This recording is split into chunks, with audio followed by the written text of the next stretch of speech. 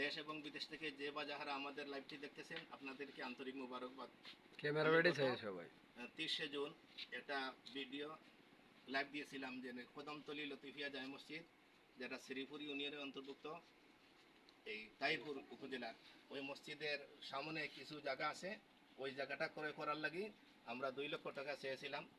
আলহামদুলিল্লাহ অনেকে সাড়া দিয়েছেন, কিন্তু এর মধ্যে একজন মহিলা এই যখন শান্তিগঞ্জ উপজেলার অন্তর্ভুক্ত ধরমপুর গ্রামের এবং জামলাবাদ গ্রামের প্রাথমিক বিদ্যালয়ের শিক্ষিকা পিয়ারা বেগম 5,000 টাকা দিয়েছেন।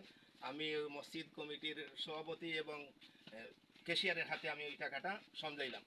এবং আরেকজন আক্তাপাড়া ফাজিল মাদ্রাসার শিক্ষক ফয়সাল আহমদ, ওনার বন্ধু 30,000 টাকা দেওয়ার জন্য ওয়াদা করেছেন এবং উনি না বলতে অনিচ্ছুক। তিনি ওনার নাম বলেন নাই, ফয়সাল আহমদ বলেছেন